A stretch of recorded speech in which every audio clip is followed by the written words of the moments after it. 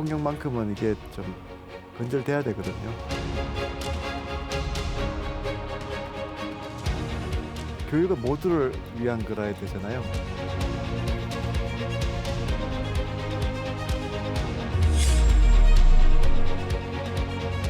모든 아이들이 국가가 사회가 필요한 인재를 키우겠다 하는 게 이제 맞춤 교육의 큰 방향입니다.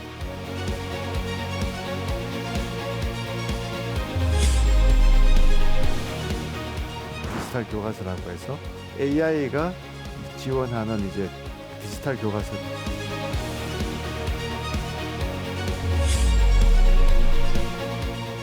그냥 통합만 한다는 게 중요한 게 아니고 예. 어디서나 이제 질 좋은 보육 교육을 받아야 돼요.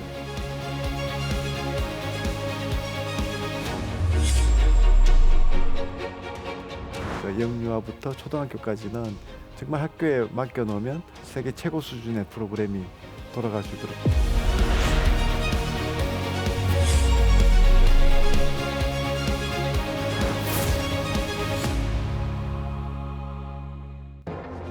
국민의 삶을 풍요롭게 하는 정책 각 부처 장관들이 여러분께 직접 알려드립니다. KTV 국정대담 국민이 묻고 장관이 답하다 진행을 맡은 유정현입니다. 반갑습니다. 대한민국이 지금과 같은 성장을 이룰 수 있는 가장 큰 비결 뭐라고 생각하십니까? 대한민국 돈도 없었어요. 자원도 없었어요. 아무것도 없었는데 오직 있었던 건 사람뿐입니다. 사람들이 열심히 노력하고 공부하고 부모님의 학구열 있었기 때문에 대한민국이 이렇게까지 발전할 수 있었는데, 학구열이라는 거를 만들 수 있었던 거는요, 공부입니다. 대한민국에 있어서 이 공부와 관련된 모든 책임을 지고 있는 부처가 있죠. 바로 교육부입니다. 자, 오늘은요, 국민들의 가장 큰 관심사 교육 문제에 대해서 여러분의 궁금증 하나하나 풀어드리도록 하겠습니다. 자, 사회부총리 겸 교육부 장관을 맡고 계신 이주호 장관님을 모시겠습니다. 큰 박수로 환영해 주십시오. 예, 어서 오십시오. 반갑습니다. 자리하시죠. 자, 오늘 함께하신 방청객 여러분과 시청자 여러분께 인사 부탁드리겠습니다. 교육 정책을 맡게 돼서 어깨가 무겁고요. 또 사회부총리로서 역할도 굉장히 크다고 생각합니다. 예. 지금 여러분들 궁금증을 최대한 풀어드리도록 노력하겠습니다. 자, 여러분께서 뭐 아시는 분은 아시겠지만 이주호 장관님은요, 대한민국 건국 이래 교육부 장관을 2번 역임하신 유일한 분이십니다. 한 분 계셨고 두 번째 이제 10년 만에 다시 교육부 수장을 하셨는데, 네. 학사, 석사, 박사를 다 경제학을 전공을 하셨습니다. 네.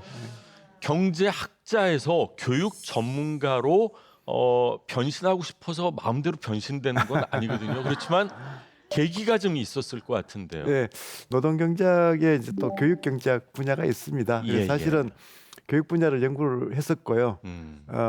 그렇지만 경제학자로서의 이제 그 접근 방식은 경제 성장에 중요한 그 엔진이 교육이다. 그렇죠. 또 이제 형평성을 높이기 위한 가장 중요한 수단이 이제 교육이다 하는 그런 큰 이제 거시적인 관점에서 이제 경제학자들이 연구를 하고요. 예. 뭐 교육 과정이나 뭐 이런 이제 정말 교육 내용들은 또 실무를 하면서 많이 익혔습니다. 네.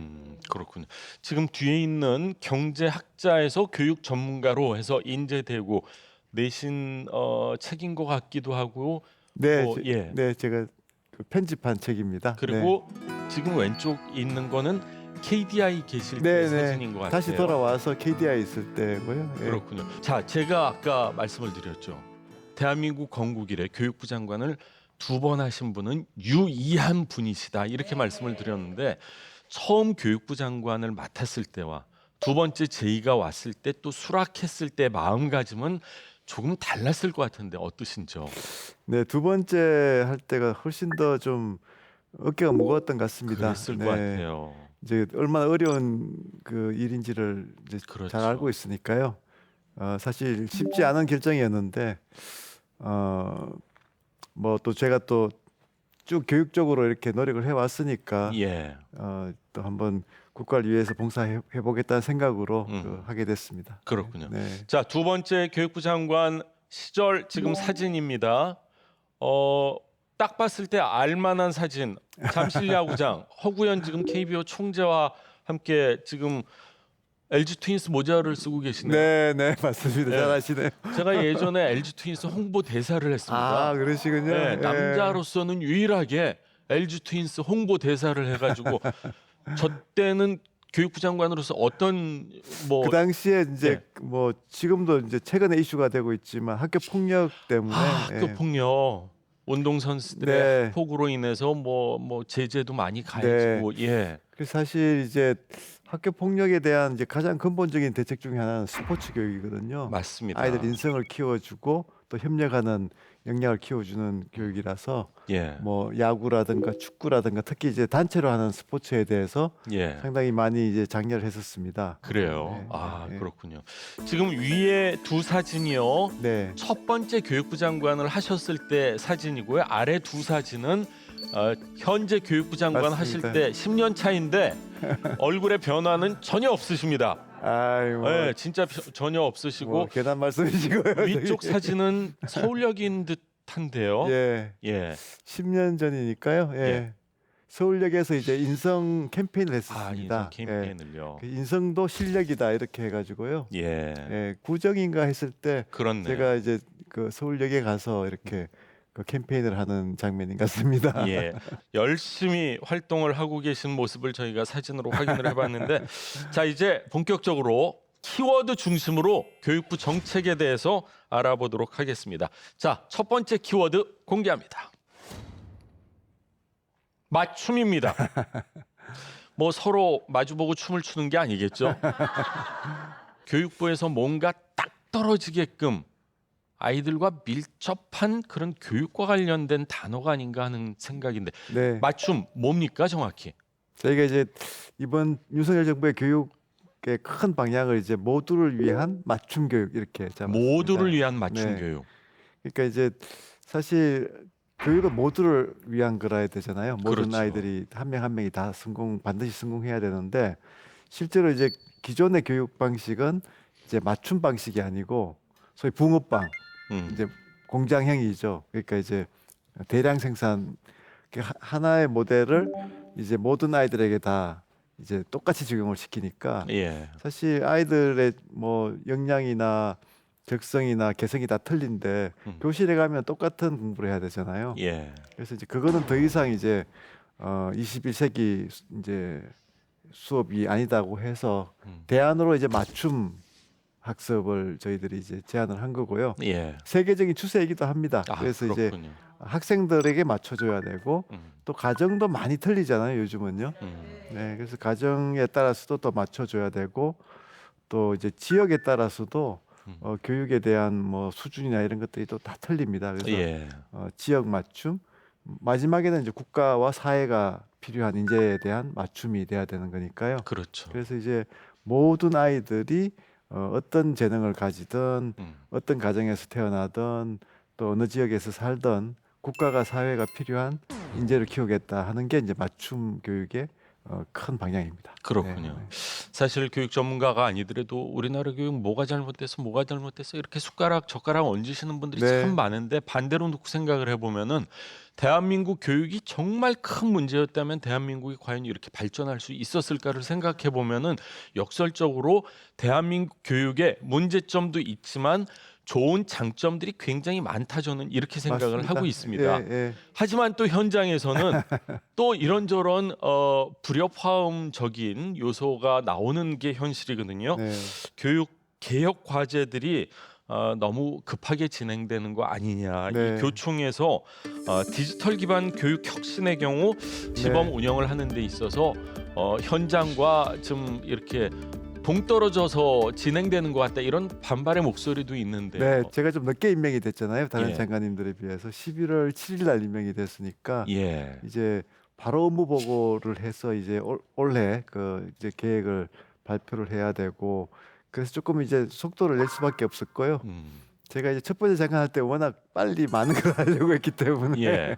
사실 그게 이제 또 저렇게 또 빨리 하는 거 아니냐 하는 저 우려들 많이 하셔서 좀 어쩔 수 없는 그런 상황이지만 최대한 소통 많이 하겠다고 해서 예. 아까 현장도 많이 방문하고 또 의견들도 많이 가능하면 최대한 많이 듣고 그렇게 해서 반영하려고 지금 하고 있습니다. 그렇군요. 네. 그런 부분에 있어서 잘못된 부분 그리고 또 내부적으로 조금씩 불만의 목소리 같은 것도 조금 더 귀 기울여 주십사 부탁의 말씀을 그렇게 드리도록 하겠습니다. 하겠습니다. 네. 자, 이번에는요. 오늘 함께해 주신 방청객 여러분들의 질문을 좀 받아보도록 하겠습니다. 질문하실 분 이쪽 먼저 기회 드리겠습니다. 제일 먼저 드셨네요. 저기 네. 학교에서 AI를 활용한 디지털 교육을 한다고 들었는데요. 아, 예. 구체적으로 어떤 건지 궁금합니다. 네.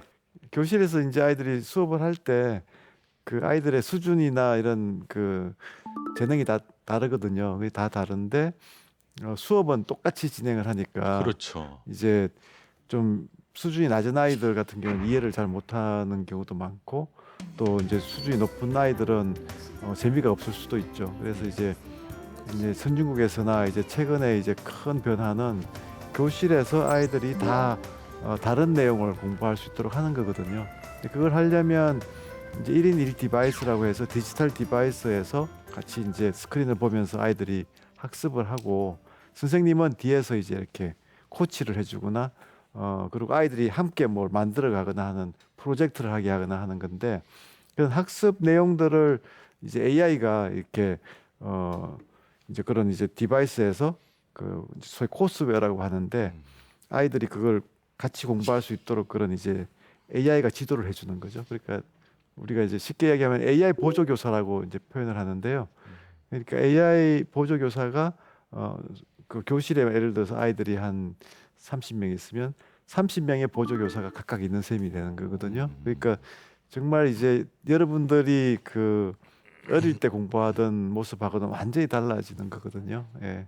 뭐 요즘 이제 챗GPT가 나와서 아이들에게 이제 답을 하게 만드는 거는 사실은 AI나 챗GPT가 훨씬 잘하잖아요. 그러니까 이제 아이들이 좋은 질문을 하게 훈련을 시키는 게 중요하거든요. 그래서 예.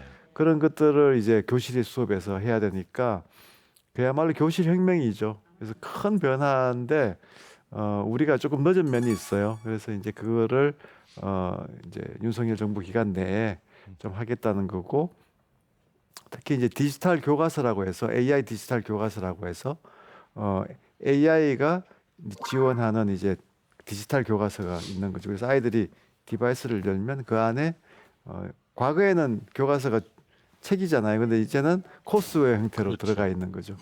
AI가 들어가 있다고 보시면 됩니다. 그래서 이제 우리가 2025년까지 영어, 수학, 코딩 교육 이 세 과목은 일단 먼저 이제 디지털 교과서를 AI 디지털 교과서를 만들어서 보급하겠다 이런 계획이 있습니다.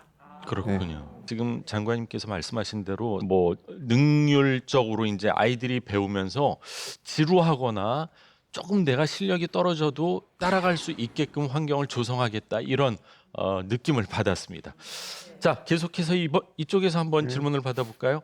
예, AI 보조교사를 도입한다고 했는데요. 네. 그러면 그거를 활용하기 위해서는 선생님들은 어떤 교육을 받고 어떻게 활용하는지 그게 궁금합니다. 사실 이제 AI 그 디지털 교과서를 만드는 거는 우리나라가 기술 수준이 좋기 때문에 또 이제 컨텐츠 산업들이 상당히 많이 발전돼 있거든요. 그래서 충분히 가능한데 더 어려운 거는 이제 과연 교사님들이 그런 이제 새로운 기술이 들어왔을 때 교실에 그렇죠. 그걸 활용해서 좀 더 이제 고차원적인 아이들 사고를 하게 한다거나 또 사회 정서적인 부분을까지 역할을 해야 되는 거니까 어떻게 보면 교사 역할이 완전히 이제는 바뀌는 거거든요. 그래서 교사님들하고 대화해 보면 한국말로 가르치다가 갑자기 영어로 가르치는 것처럼 되게 굉장히 어려울 것 같다 이렇게 많이들 말씀하세요. 그래서 교사님들에게 가장 필요한 건 일단은 어떻게 하는지를 알려 드려야 되잖아요. 그래서 그렇죠. 이제 연수를 대대적으로 할 거고요. 근데 연수를 하는 방법도 사실은 그 교사들 중에 가장 선도하는 교사분들이 뭐 100명, 200명 이렇게 늘어나서 그분들이 이제 동료 교사들을 이제 그 코치를 알려주시고. 해주면 예. 그게 제일 좋거든요. 그렇네요. 예, 그래서 이제 일단 선도 교사를 저희가 지금 이제 원래는 저희가 이제 200명 이상 양성을 하려고 합니다. 그래서 이제 음. 그렇게 해서 그분들이 이제 계속 이제 확산시켜 나가도록 그렇게 하려고 합니다. 그렇군요. 네. 선생님들 입장에서는 이제 예전에 가졌었던 지식만 가지고 아이들을 가르치는 시대가 아니라 뭔가 또 새로운 환경을 네. 배워야 되기 때문에 선생님들을 잘 교육하고 설득하는 작업도 굉장히 중요하겠다는 생각이 드네요. 네. 자, 어떤 이 정책이건 사실 장관님 현장에 답이 있지 않습니까? 맞습니다. 네. 장관님께서도 이 교육 현장과 관련해서 뭐 유치원부터 시작해서 초중고등학교 대학원 뭐 네. 평생 교육이라고 할 수 있는 대한민국 현장을 잘 누비고 다니시는데 어떤 현장을 다니셨는지 저희가 영상으로 준비해봤습니다. 만나보시죠. 국제 바칼로레아 학교.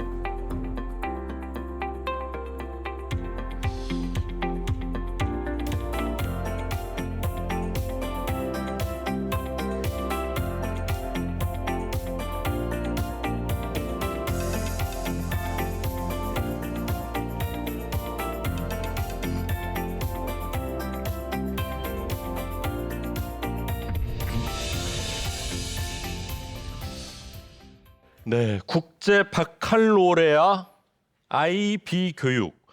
지금 대한민국에서 이게 현실화될 수 있고 또 어떤 교육인지 좀 구체적으로 설명 좀 부탁드립니다.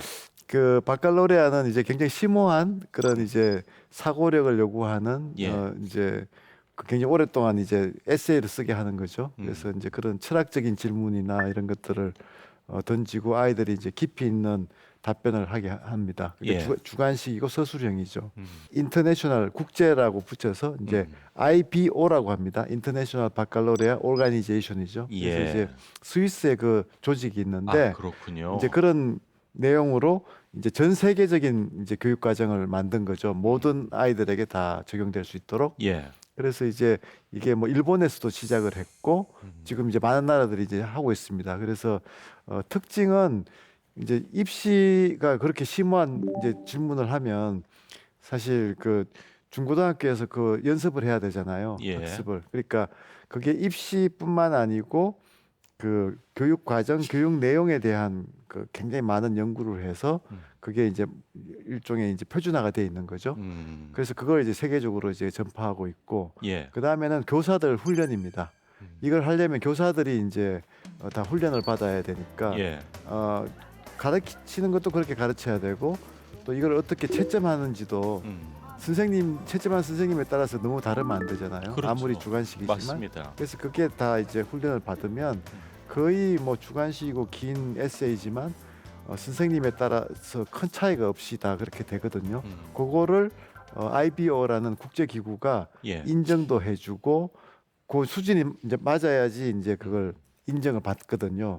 동아시아 국가들이 교육열이 굉장히 높고 하지만 너무 좀 주입식이고 이게 암기 위주잖아요. 그래서 이 사고력이 좀 키워지지 않는다는 이제 비판이 많은데 이제 그래서 일본이 시작을 하니까 한국에서도 우리 한번 해보자 해서 이제 대구시는 이미 이제 상당히 많은 학생들이 지금 하고 있고 그래요. 아까 제가 방문한 예. 대구 이제 4대 그 부중? 부중이 예. 사실 그 선도적으로 하고 있는 학교거든요. 그래서 그렇군요.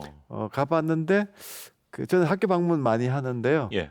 그 좋은 학교와 안 좋은 학교의 큰 차이점이 뭔지 아십니까? 좋은 학교는 아이들 질문이 많지 않을까요? 네, 그것도 있죠. 예. 일단 아이들 표정이 되게 밝아요. 예, 아. 좋은 학교에 가보면. 예, 그래서 굉장히 이 학습이라는 게 즐겁거든요. 어떻게 그렇네. 보면. 학교 오는 것 자체가 즐거우니까 예, 표정이 예, 예. 밝을 수밖에 없죠. 표정이 너무 밝더라고요. 아, 예. 그래요. 한국에서도 이게 되는구나 하는 걸 굉장히 좋은 사례를 봤습니다. 우리가 또 뭘 도입을 하면은요 네, 잘 네. 적응을 해가지고 발전시키는 거에는 또 남다른 탁월한 능력이 있으니까 아마 네. 잘 되지 않을까 하는 생각이고요. 자, 이번에는 또 장관님께서 어떤 현장을 다녔는지 직접 만나보시죠. 자, 유치원 어린이집 현장 방문을 하셨군요. 여기도 역시 아이들의 표정이 밝네요. 네, 예. 맞습니다. 네.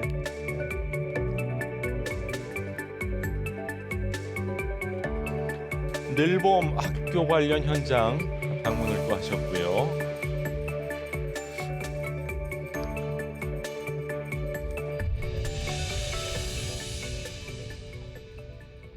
자, 사실 뭐 유부 통합 어느 정부에서든지 네. 어떻게 좀 해보려고 노력을 하고 있지만 각자의 뭐 이해 관계 또 관할 그 부처가 다르기 때문에 잘 쉽지가 않은 것 같고 제가 아는 게 맞는지는 모르겠지만 아직까지는 그래도 유치원 쪽에서 조금 더 반대가 심한 걸로 알고 있는데 네, 어떻게 네. 진행되고 있습니까? 지금 이제 보건복지부는 어린이집을 그렇죠. 관장하고 이제 교육부는 유치원을 관장했는데 교육부로 다 이제 이관을 통합해서 하는 했군요. 걸로 예. 네.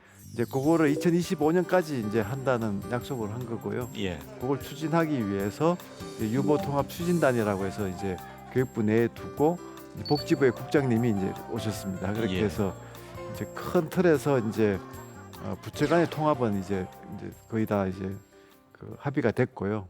제일 어려운 부분이죠, 사실은. 그래서 그렇죠. 이제 거기에 대해서 저는 상당히 잘 될 거라고 보고 있습니다. 이제 또 다른 이제 중요한 부분은 재정을 통합하는 거거든요. 예. 그래서 어린이집은 이제 이제 복지부에서 예산이 나왔던 거고 또 예. 지역으로 내려가면 지자체장들이 그걸 하는 거고 예. 이제 유치원은 또 교육감님들이 하시는 거잖아요. 그렇군요. 그러다 보니까 예산 구조도 다 틀려요. 음. 그래서 이제 그거를 또 통합을 하는 작업을 지금 하고 있고 예. 가장 현재 지금 어려운 부분은 선생님들의 그 자격 기준입니다. 음. 이제 어린이집의 이제 교사랑 유치원의 교사는 예.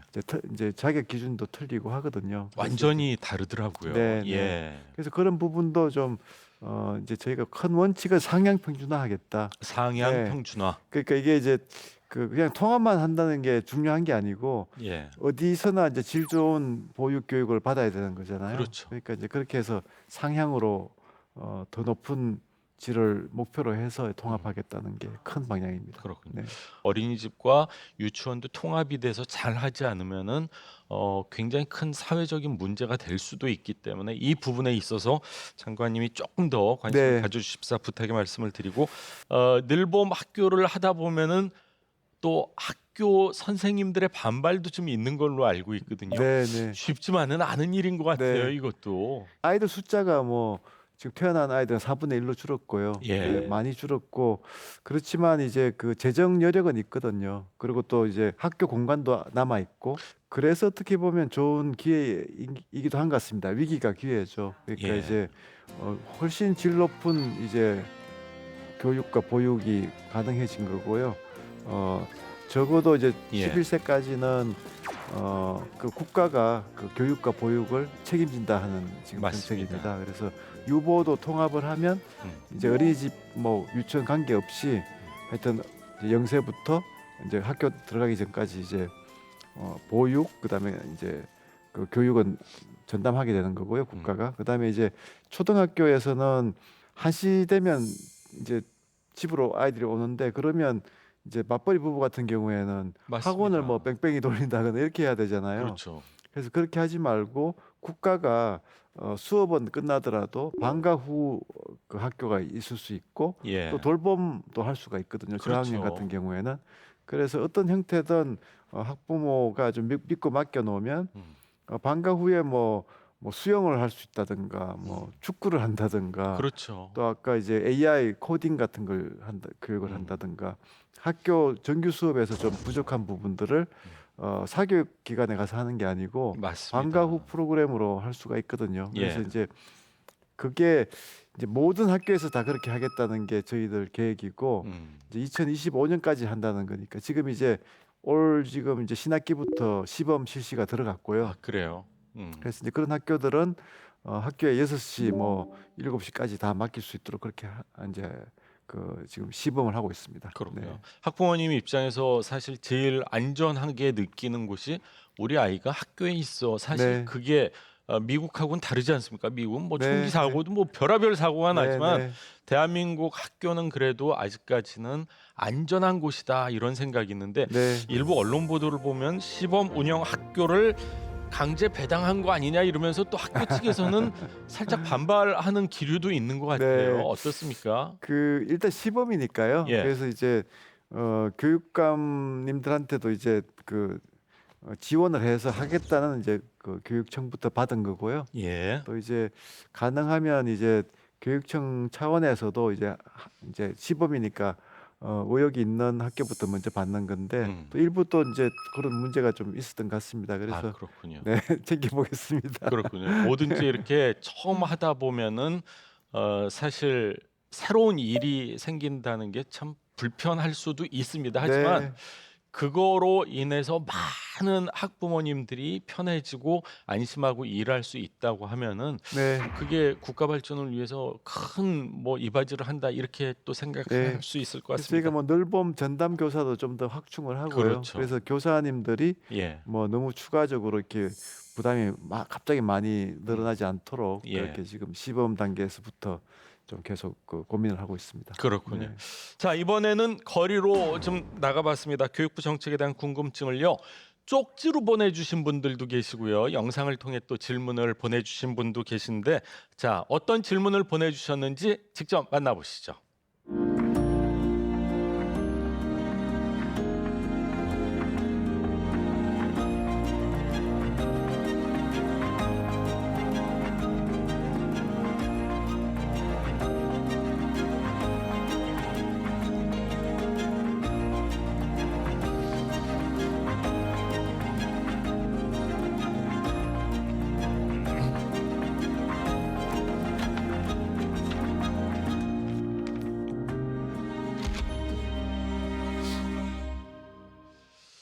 자, 많은 국민들이 교육부 장관님께 질문이 있어서 쪽지로 또 영상으로 네. 질문을 보내주셨습니다. 먼저 질문 상자를 좀 가져다 주시죠.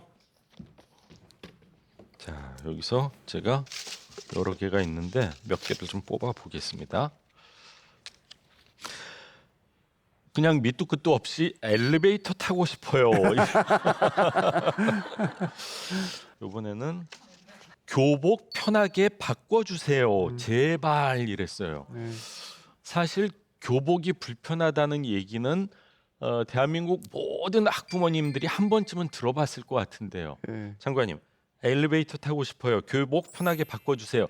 이게 학생들이 직접 남긴 것 같습니다. 네. 답변 좀 해주시죠. 그 학교 시설 복합화라고 해서 예, 학교 시설을 좀 이제 뭐 수영장이나 뭐 콘서트홀이나 예. 뭐 도서관이나 이런 이제 좀 큰 시설들은 이제 그 지역 사회가 필요로 또 하는 시설들이니까 그 학교에 좀 크게 지어 가지고 예, 그걸 좀 주민들이랑 같이 이용하고 맞습니다. 예, 그리고 좀 시설도 좀 현대식으로 아주 좀 잘 짓자 하는 음, 지금 그 정책이 있거든요. 예. 그래서 이제 뭐 시장님이나 뭐 이제 도지사님들도 많이 이제 지자체에서도 지원을 재정적으로 하고요. 지원도 하고. 예, 그래서 그렇게 되면 그런 시설들은 아마 엘리베이터가 들어갈 것 같아요, 그죠? 그렇겠네요. 예. 근데 다른 이제 학습하는 시설 엘리베이터 한번 봐야 될 것 같은데요, 어떻게 되는 건지. 학창 시절 때 사실은 제일 열심히 뛰고 오르고 뭐 그래야 될 시기가 아닌가 하는 생각도 들고. 네. 교복 문제 좀 얘기해 주시죠. 교복은 뭐 계속 제가 처음 장관할 때도 이슈가 됐던 거고요. 예, 아무래도 좀 이제 그 아이들이 이제 자유로운 복장을 원하잖아요. 예. 그래서 이제 또 학교 측에서는 그런데 이제 좀 또 이제 학교니까 또 이제 그 전통적으로 입던 교복이 있는 거고. 그리고 또 사실 위화감도 살짝 조성을 할 수가 있어요. 사복을 입다 보면. 네, 맞아요. 네. 그런 문제도 있고 해서 그걸 이제 정책적으로는 그 학측에서 각각 학교들이 정하게 돼 있습니다. 그러니까 예. 뭐 모든 학교가 교복을 어떻게 하라 그런 게 아니고 그렇죠.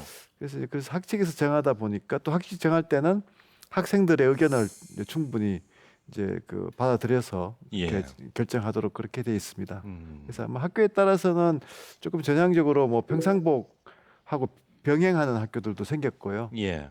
그래서 이제 뭐 어떻게 보면 학교 자치죠. 학교에서 좀 뭐 학생들이 좀 그러면 같이 의견을 모아가지고 교복을 어떻게 할지에 대해서 좀 같이 논의해서 민주적으로 결정하고 이런 건 좋다고 봅니다. 그래서 그렇죠. 물론 이제 그 결정할 때는 학생들만이 주체가 아니고 이제 교사들이나 물론이죠. 학부모들이 맞습니다. 이제 예. 다 함께 해야 되지만요. 예. 그래서 전통을 살려가면서 교복도 하지만 조금은 더 편해질 수 있도록 네, 학교 측에서 관심을 가져주면 좋을 것 같습니다. 네, 자, 이번에는 장관님께서 직접 한번 좀 네, 네, 네, 하나 뽑아서 네. 제일 위에 있는 거를 딱 뽑으셨습니다. 아, 예. 어떤 질문이 있나요? 아, 대학이 너무 많아요. 대학이 너무 많아요. 대학 좀 줄여야 하지 않을까요? 아, 굉장히 그 민감한 주제 그 같은데. 민감한 주제고 사실 1년에 태어난 아이가 25만 명이 네. 안 되는 초유의 사태가 지난해 벌어졌습니다. 그러면은 학교 정원 뭐 대비 이렇게 하다 보면은 앞으로 대한민국에서 스스로건 아니면은 문을 닫아야 될 대학을 숫자를 상상을 해보면 이거는 정말 끔찍한 일이 벌어질 네, 수도 있는 네. 상황이거든요. 교육은 나라 살리는 지역 균형 발전의 핵심입니다.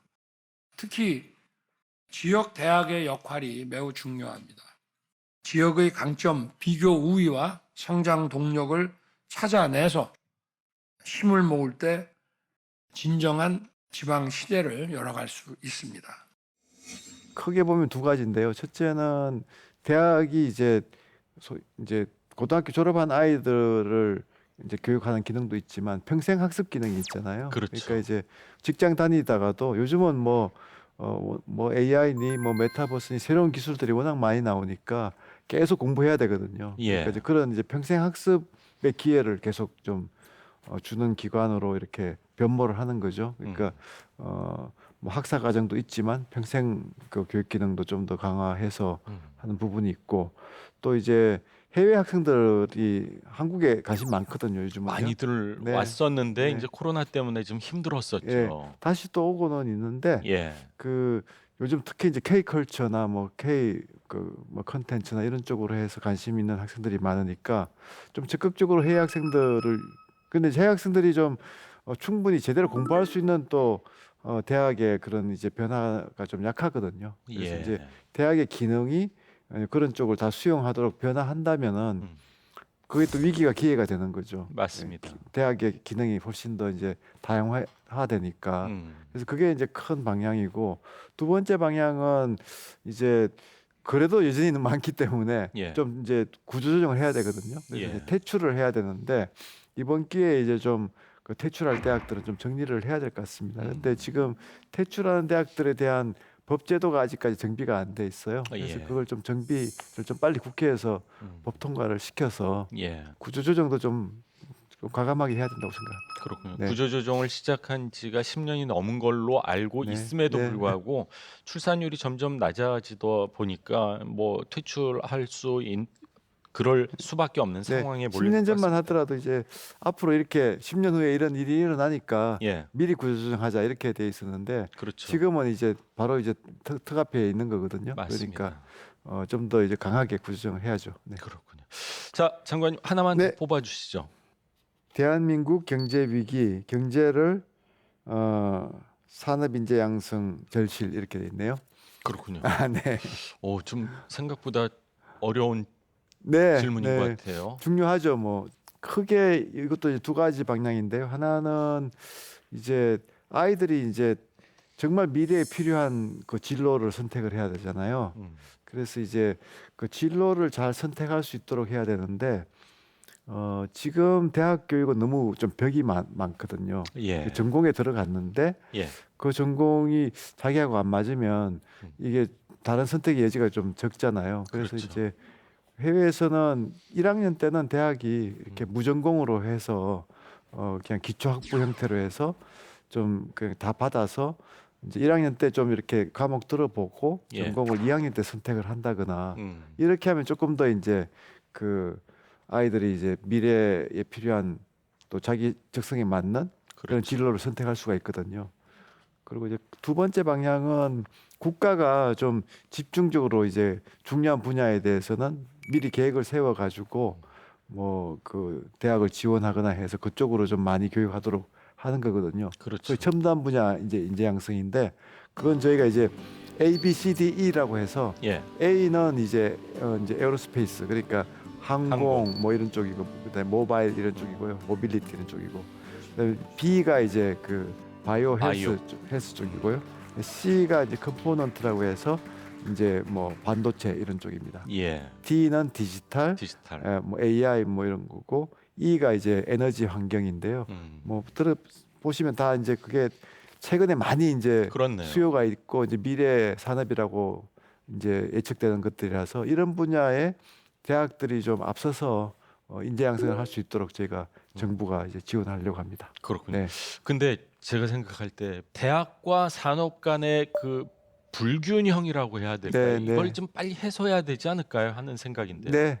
그래서 사실 이제 대학이 이제 그렇게 변화를 빨리 못하는 부분이 또 있고요. 예. 이제 그런 부분을 또 정부가 오히려 또 규제가 그걸 발목을 잡는 경우도 있거든요. 그래서 정부는 정부대로 이제 교육부가 규제 개혁을 하고 대학은 대학대로 이제 그렇게 이제 빨리 변화할 수 있도록 그렇게 이제 혁신을 해 나가야 되는 거니까 예. 이제 그런 이제 소위 대학의 혁신이 좀 잘 이루어질 수 있도록 그런 생태계를 정부가 좀 잘 만들어 드리는 게 중요할 것 같아요. 그렇군요. 네. 원고에는 없지만 네. 제 주변에 이제 교수들이 하는 얘기가 반도체나 이렇게 뭐 IT 관련 컴퓨터 네네. 관련한 교수를 뽑으려고 하면은 네네. 일반 기업체와 대학 교수의 연봉 차이가 너무 나니까 네. 우수한 인재를 학교로 데리고 오는 것 자체가 전혀 불가능한 상황이다 대한민국에서. 네. 네. 그렇기 때문에 대학 등록금을 교육부에서 조금 좀 느슨하게 해주면은 대학도 등록금을 좀 올려서 좋은 교수들을 좀 뽑아올 수 있게끔 해야 되는 거 아니냐 이런 얘기를 제가 주변에서 최근에 참 많이 들었거든요. 사실 대학이 이제 등록금이 한 10년 이상 동결이 되면서 맞습니다. 이제 교수님들의 이제 연봉도 상대적으로 많이 이제 좀 낮아져서 다른 곳이 이제 많이 오르다 또 보니까 산업 그렇게 쪽은 많이 됐습니다. 올라가고 예. 그 부분에서 이제 진짜 좋은 교수님들을 산업계에 소위 뺏기는 거거든요. 예. 대학 입장에서 보면 그래서 이제 결국은 이제 그 대학이 그런 좀 재원을 확충할 수 있도록 해드리는 거니까 예. 뭐 계속 했던 얘기지만 이제 등록금으로 재원을 확보하기보다는 예. 다른 쪽에서 재원을 많이 가져와서 하면 학생도 부담 안 되고 좋잖아요. 그러니까 예. 이제 대학이 뭐 여러 가지 다른 재원을 확보할 수 있도록 지금 저희가 규제를 풀어드리고 있습니다. 그래서 뭐 그렇군요. 대학이 지금 뭐 몇십만 평씩 큰 이제 캠퍼스를 가지고 있잖아요. 그러면 최근에는 그런 큰 땅이 필요 없으니까 그걸 팔아서 예. 그걸 재원으로 해서 교육에 투자를 한다거나 아. 그렇게 할 수도 있고 또 이제 교수로 채용을 할 때 그 풀타임으로만 반드시 할 필요 없거든요. 사실은 예. 산업에 계시는 분들은 좀 겸임으로 겸임으로. 이렇게 좀 파트타임으로 좀 채용하실 수 있도록 그것도 지금은 규제가 너무 많아서 예. 잘 안 되거든요. 그래서 그런 규제부터 좀 먼저 풀어드리고 그렇게 해서 진짜 산업계와 대학이 정말 훨씬 더 긴밀하게 협력할 수 있도록 그렇게 하려고 합니다. 그렇군요. 자, 이번에는 교육부 장관님께 질문이 있다고 해서 영상 편지를 받아왔습니다. 만나보시죠. 안녕하세요. 저는 초등학교 아이를 둔 학부모입니다. 3월이 되면 새학기가 시작이 되고 이제 아이들이 많이 모이면 코로나도 걱정이 좀 되고 학교 폭력의 가해자나 아니면 피해자가 되지 않을지 걱정이 좀 많습니다. 혹시 안전한 학교를 만들어 주시기 위한 어떤 대책이 있으실까요? 네. 모든 부모님들의 걱정과 뭐 그게 담겨져 있는 것 같아요. 네, 학교 폭력 문제는 뭐 이제 또 최근에 바로 예. 또 문제가 돼서 맞습니다. 또 윤석열 대통령께서 이제 특별히 또 지시를 하셨습니다. 그래서 좀 종합 대책을 3월 말까지 지금 저희들이 이제 만들어서 이제 발표하기로 돼 있고요. 예. 지금 이제 최대한 좀 여론 수렴을 하려고 합니다. 학교 폭력 대책의 큰 틀이 만들어졌을 때가 제가 처음 장관할 때였거든요. 예. 그래서 이제 그때 이후에 한 10년이 지났기 때문에 좀 더 좀 개선하고 좀 과감하게 바꿀 부분이 있는지를 좀 잘 파악을 해서 정말 그 대통령께서도 말씀하시지만 학교 폭력만큼은 이게 좀 건절돼야 되거든요. 그래서 최선을 다하도록 하겠습니다. 그렇군요. 네. 학교 폭력이라는 게 사실 뭐 선생님들의 노력만으로 되는 것도 아니고 네. 부모님의 노력만으로 되는 것도 아니고 이거는 우리가 좀 더 관심을 가져야 되지 않을까 하는 생각이고요. 다음 질문도 영상으로 준비해봤습니다. 네, 중학생 아이를 키우고 있는 엄마입니다. 2028년에 대학 입시 제도가 바뀐다고 하는데요. 어떻게 바뀌는지 좀 궁금하거든요. 자세히 좀 설명 좀 부탁드리겠습니다. 2028년도면 사실 조금 시간적인 여유는 있지만 네. 내 아이가 그때쯤이다 그러면 모든 관심이 또 거기로 그쪽으로 집중됩니다. 가죠. 예. 예. 2028년도가 지금 나온 이유가 2025년에 고교 학점제가 이제 시행이 되거든요. 예. 이 고교 학점제는 이제 지난 정부에서 이제 발표를 한 제도고요.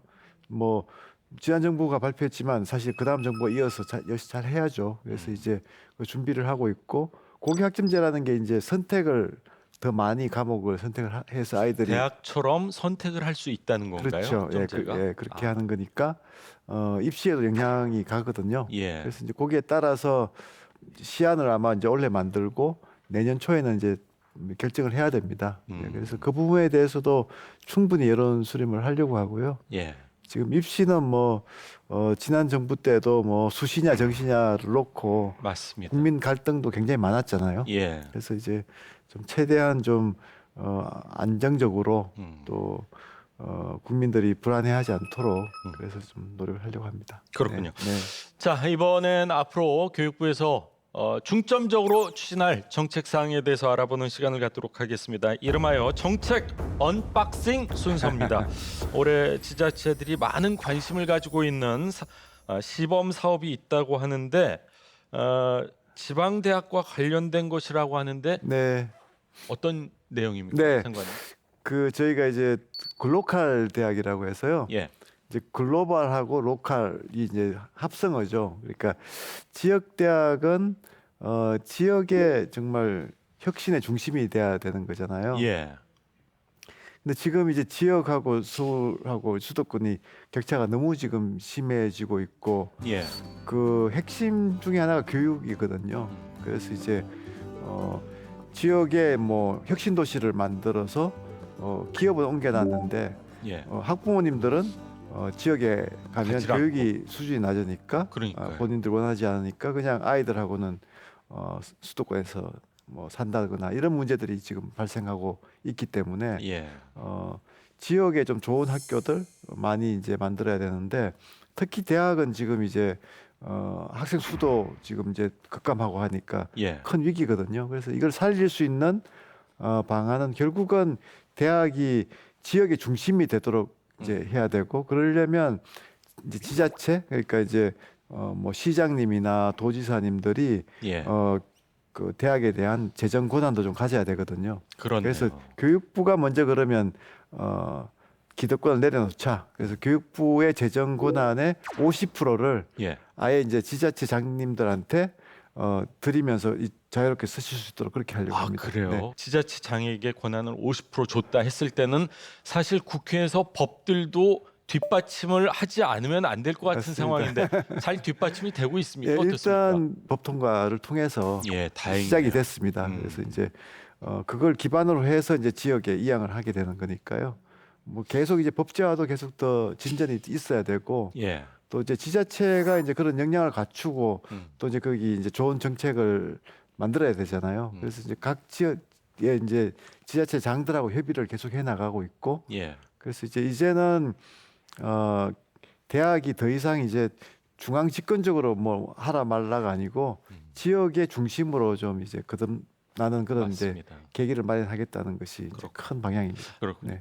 자, 정부에서 요즘 강력하게 추진하는 게 2030년도 부산 세계 박람회 유치인데 네. 교육부 차원에서도 적극적으로 지원을 하고 있다는 얘기를 들었는데요. 네, 교육부가 또 해외 교육기관이 많이 있습니다. 아, 예, 그래서 그렇네요. 이제 뭐 한국 학교도 있고 한국 교육기관도 있고 그래서 그런 기관들이 좀 적극적으로 예. 홍보도 하고 좀 이렇게 하도록 하고요. 또 이제 그 아이들 수업 계기 수업이라고 해서 예. 뭐 이제 유치단이 와서 뭐 이런 심사를 하고 할 때는 또 계기 수업을 통해서 아이들에게 적극적으로 알리고 그렇게 해서 교육부도 다른 부서와 함께 적극적으로 유치가 되도록 부산의 엑스포가 유치되도록 노력하겠습니다. 그렇군요. 기대하겠습니다. 네. 자, 마지막으로요.